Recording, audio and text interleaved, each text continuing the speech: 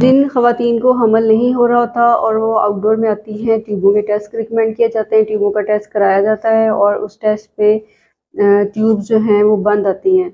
उसके बाद उनको लगता है कि अब सब कुछ ख़त्म हो गया है, कोई ट्रीटमेंट नहीं है, मुझे कभी हमल नहीं हो सकता। आज हमने ख़ास तौर पे इस टॉपिक पे बात करनी है कि अगर जो ट्यूबों का टेस्ट है जिसको हम एक्सरे के ज़रिए कर रहे हैं उसमें ट्यूबें बंद आई हैं, तो उसके बाद आगे क्या ऑप्शन है, उसके बाद हमें क्या करना चाहिए।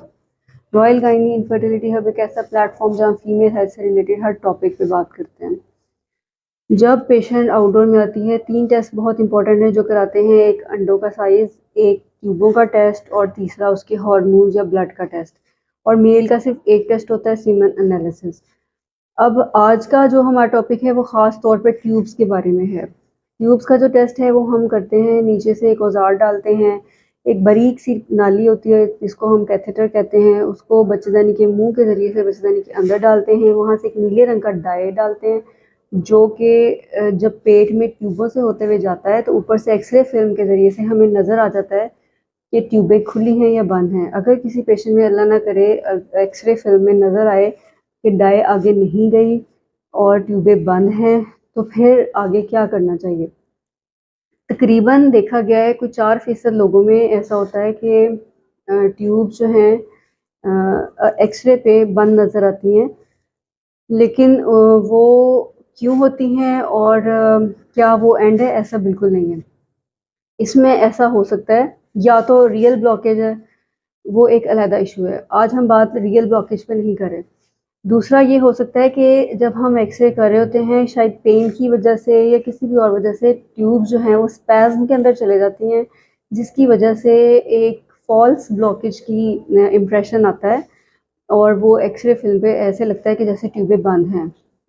अब अगर ये स्पैज़्म है या कोई टेक्निकल इशू है टू परफॉर्म द प्रोसीजर, तो इसके बाद एंड नहीं हो जाता, इसके बाद हमें हिम्मत नहीं हारनी। इसके बाद नेक्स्ट स्टेप होता है, वो होता है डायग्नोस्टिक लेप्रोस्कोपी।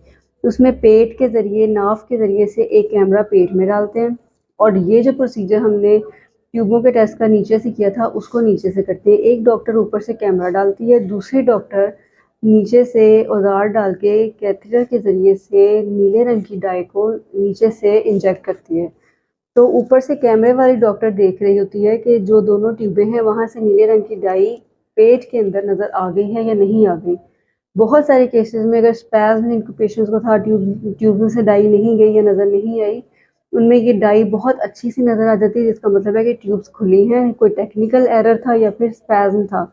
इसलिए हर पेशेंट को जिसको ट्यूबें बंद बताई गई हैं, वो अगले किसी भी स्टेप पे प्रोसीड करने से पहले या घर में बिल्कुल मायूस होकर बैठने से पहले चाहिए कि डायग्नोस्टिक लेप्रोस्कोपी ज़रूर कराएं। एक तो इसमें हमें ये पता चल जाता है कि दोनों ट्यूबें खुली हैं या नहीं खुली, डाई नज़र आ गई है कि नहीं आई, क्योंकि हम अपनी आँख से डायरेक्ट देख रहे होते हैं।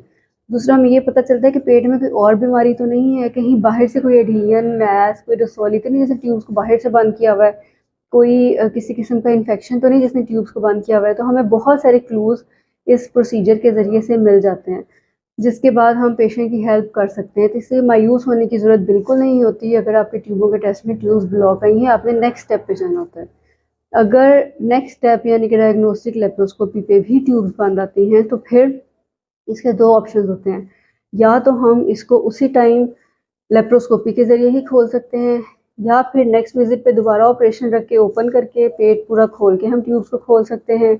या इन दोनों तरीक़ों से ट्यूब खोलने का जो सक्सेस रेट है वो तकरीबन 20 से 25% होता है। या फिर ट्यूब्स पे, क्योंकि ये एक डेलिकेट प्रोसीजर है, दोबारा बंद होने का ख़तरा होता है, एक्टोपिक होने का ख़तरा होता है और हर जगह ये जो सर्जरी है होती भी नहीं है, कुछ कम जगहों पे होती है।